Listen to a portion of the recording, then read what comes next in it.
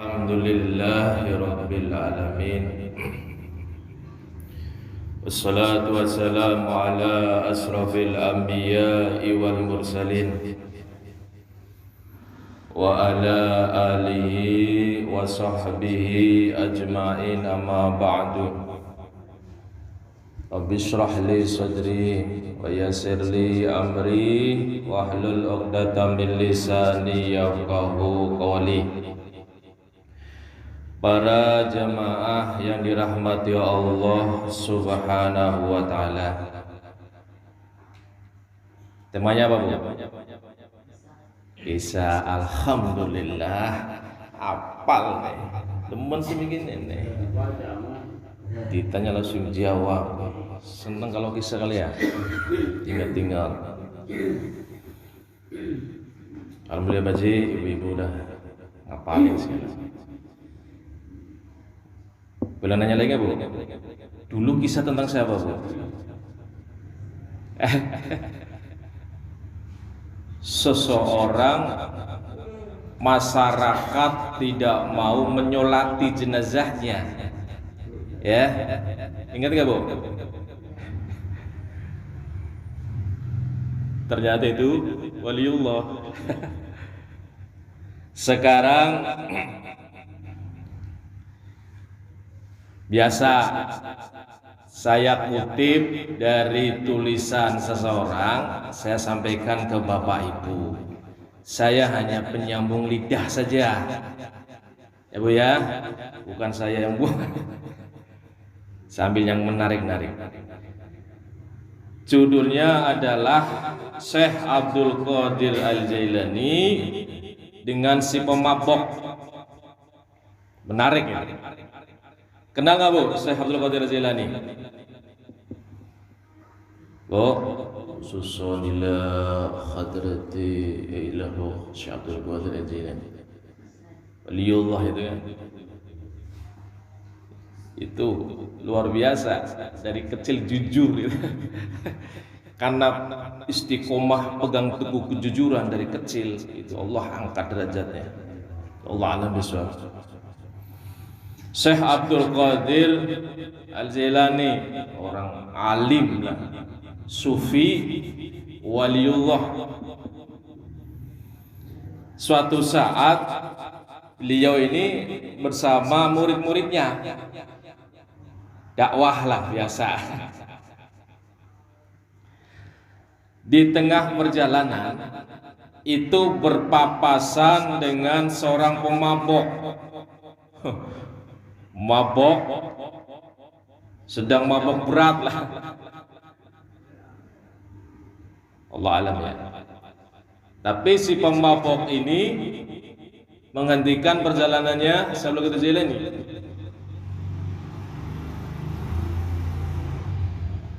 Apa maksud si pemabok ini? Dia mengajukan 3 pertanyaan. Allah.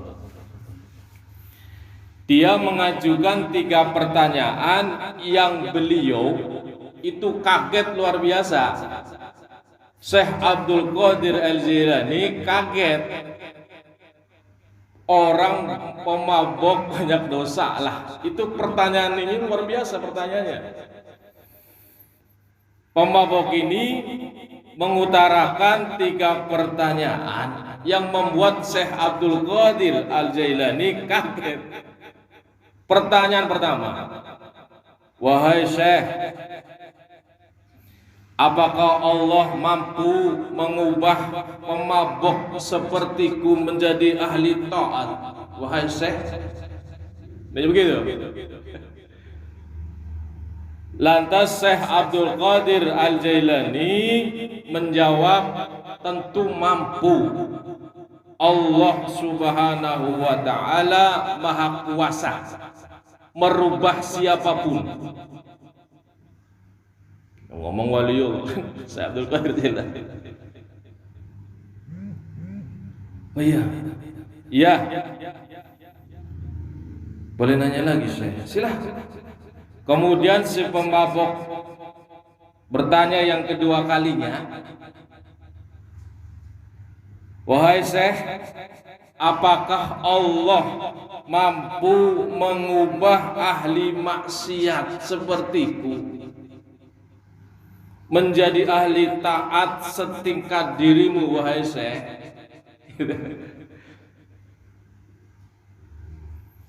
Dengan penuh kasih sayang, Syekh Abdul Qadir Al-Jailani menjawab, sangat mampu. Dengan yakin,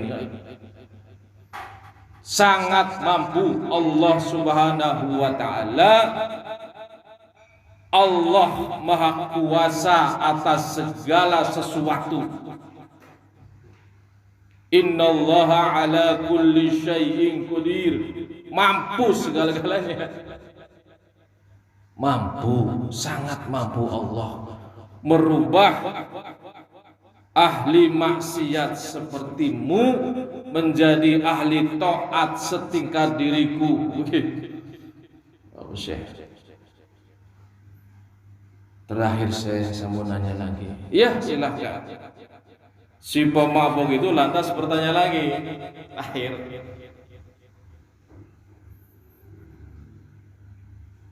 Wahai Syekh,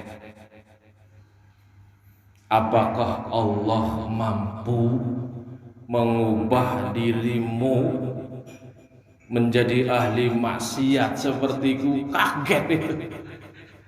Pertanyaannya itu dibalik. Ya gitulah orang apa gitu kan. Ada ahli. Apakah Allah mampu, wahai Syekh, mengubah dirimu ahli ibadah, wahai Syekh, alim, menjadi ahli maksiat sepertiku? Mendengar pertanyaan ketiga ini, kaget itu, nggak terbersit di hati Syekh ini, Syekh Abdul Qadir Jailani. Lantas beliau tersungkur sujud. Namanya orang alim dekat dengan Allah Subhanahu wa ta'ala, sujud mendengar pertanyaan ketiga ini, menyungkur, menangislah, sujud, kaget itu, bersujud kepada Allah Subhanahu wa ta'ala, menangis, meneteskan air mata. Lantas murid-muridnya bingung. Salah seorang murid lantas memberanikan diri. Wahai Syekh, Tuan Guru, apa gerangan yang membuat Syekh menangis dengan pertanyaan ketiga, wahai Syekh? Kemudian Syekh Abdul Qadir Al-Jailani menjawab pertanyaan muridnya itu, nangislah sedih, betul sekali, itu si pemabok itu. Saya sekarang ahli ibadah, ahli taat. Belum tentu nanti di akhir hidup saya ahli surga. Betul si pemabok itu. Padahal Allah Subhanahu wa ta'ala mampu merubah orang ahli ibadah, orang ahli taat menjadi ahli maksiat. Kenapa? Karena kesombongannya merasa bersih, suci dari dosa, merasa diampuni dosanya. Itu, wahai muridku, yang bisa membuat Allah membalikkan saya menjadi ahli maksiat. Allah mampu. Sambil menangis itu saya sedih. Wahai muridku, siapa yang bisa menjamin aku untuk menjadi ahli ibadah terus kalau Allah Subhanahu wa ta'ala tidak menolong diriku, muridku? Semuanya karena Allah Subhanahu wa ta'ala. Kita bisa ibadah karena Allah. bisa membersihkan dari dosa karena Allah.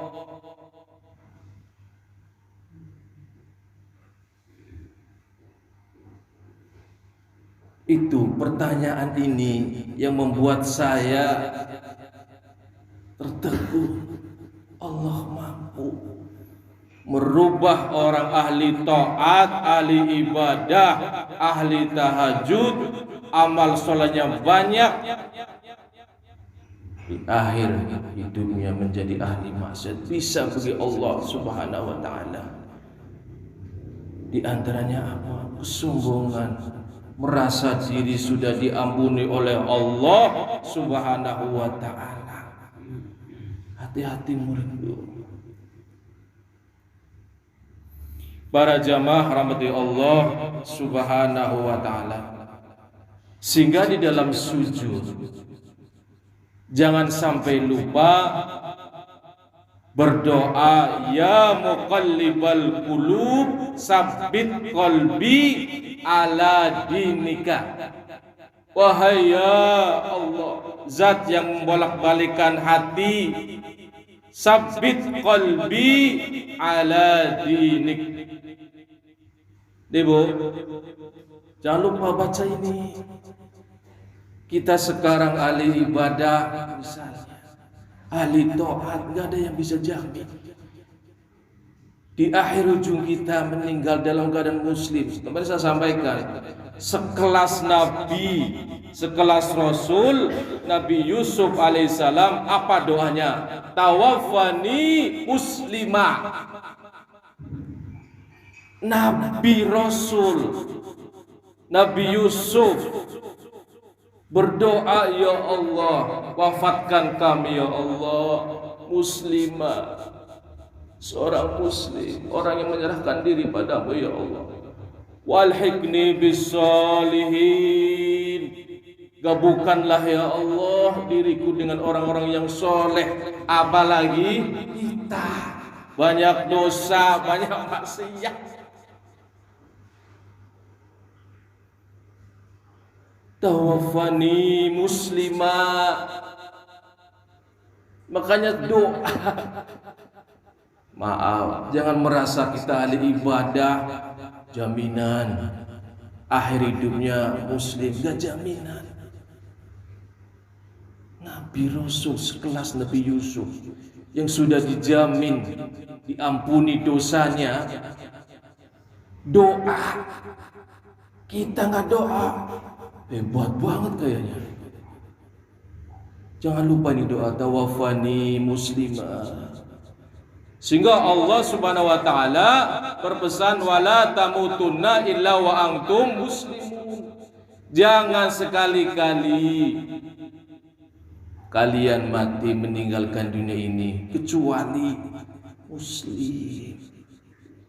Itu. Nabi Ibrahim, Nabi Yakub pun pesan kepada anak keturunannya. Apa pesannya? Jangan sampai meninggalkan dunia ini kecuali dalam keadaan seorang yang muslim, berserah diri kepada Allah Subhanahu wa taala. Para jamaah rahmati Allah Subhanahu wa taala, maka jangan sampai lupa, saya katakan sekali lagi. Ya muqallibal qulub sabbit qalbi ala dinik. Tawaffani muslimah wa alhiqna bisolihin. Terus jangan sampai lupa Nabi dan Rasul sekelas Nabi Ibrahim. Saya ingatkan lagi, doanya apa? Rabbij'alni muqimas shalah wa min zurriyyati. Nabi Rasul itu doa begitu, ya Allah, jadikan kami ya Allah muqimas shalah, mendirikan sholat sebolak-balik ini. Wa min zurriyati, keturunanku ya Allah. Apalagi kita. Ini sering dibaca ini habis sholat, jangan sampai lupa. Rabbij'alni muqimas shalah wa min zurriyati rabbana wa taqabbal du'a. Yang kedua, tawaffani musliman wa alhiqni bis-sholihin. Kita masih ingat dengan doa yang Allah ajarkan kepada kita. Apa doanya? Rabbana la tuzigh qulubana ba'da idh hadaitana. Ya Allah, ya Tuhan kami, la tuzigh qulubana, janganlah Engkau palingkan hati kami ya Allah, ba'da idh hadaitana, setelah Engkau beri kami hidayah. Sebagai seorang muslim, jangan sampai ya Allah kemudian kami meninggalkan Islam. Di doa Allah ajarkan kepada kita, sehingga kita meninggalkan dunia ini masih berpegang teguh pada agamanya Allah Subhanahu wa ta'ala. Doa ya pada maaf, gak ada jaminan. Bang Udin sekarang ahli ibadah, rajin sholat, belum tentu di akhir nanti. Harus banyak doa. Rabbana la tuzigh qulubana ba'da idh hadaitana wa hab lana min ladunka rahmah. Ya Allah, berikanlah kami ya Allah dari sisi Engkau ya Allah rahmat. Ibadah ringan enteng, sedekah ringan enteng, sholat enteng. Ada teman saya itu ingin sholat tahajud, berat katanya. Kenapa Allah belum membukakan? Mungkin dia nggak banyak berdoa. Rabbana la tuzigh qulubana ba'da idh hadaitana wa hab lana min ladunka rahmah innaka antal wahhab. Dan kami tutup surat Al-Maidah ayat 41, jangan sampai, yang artinya barang siapa yang Allah mengendaki kesesatan, apa kata Allah, maka sekali-kali kamu tidak akan mampu menolak sesuatu pun yang datang daripada Allah Subhanahu wa ta'ala. Ketika Allah mengendaki seseorang lantaran perilaku si orang itu sesat, maka Allah pun kemudian menyesatkannya. Apa kata Allah, maka sekali-kali kamu tidak akan mampu menolak itu. Lantas Allah berfirman, ulaikal ladzina lam yuridillah ayyutahhira qulubahum. Allah menyatakan, ketika orang dikehendaki dalam kesesatan, itu artinya kata Allah, mereka itu adalah orang-orang yang Allah tidak hendak mensucikan hati mereka. Jangan sampai Allah Subhanahu wa ta'ala karena perilaku kita, tindak tanduk kita, ahli ibadah, ahli taat, hatinya terbesit sombong.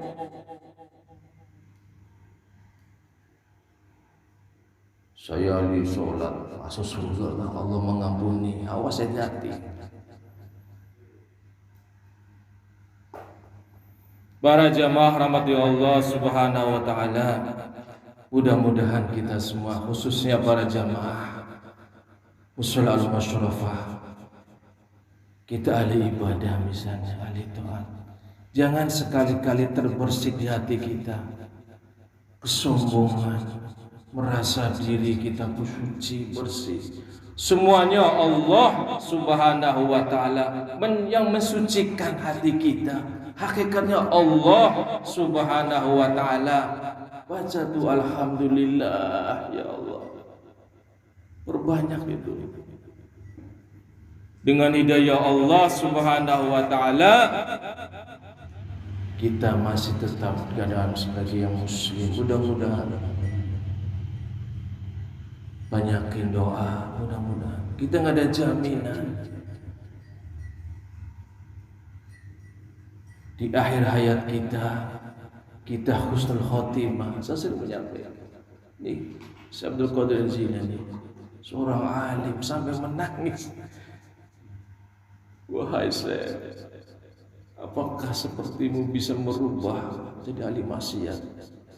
Bisa bagi Allah Subhanahu wa ta'ala. Kesombongannya itu. Sehingga banyak doa, ya Allah biha, ya Allah biha, ya Allah bihusnil khatimah, gitu Bu.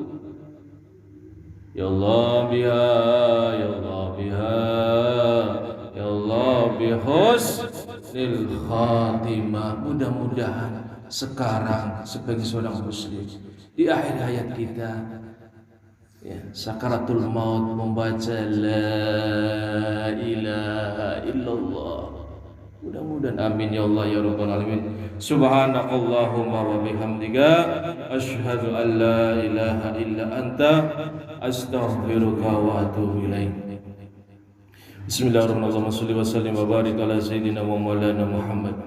Allahumma rabbana ya Allah, la tuzigh qulubana ba'da idh hadaytana wa hab lana min ladunka rahmah innaka antal wahhab. Wabij'alna ya Allah qimas salat wa min zurriyyatina ya rabbana wa taqabbal du'a. Allahumma rabbana ya Allah tawaffana muslima ya Allah wa alhiqna bis salihin khususan jamaah muslimin. Rabbana atina fid dunya hasanah wa fil akhirati hasanah wa qina adzaban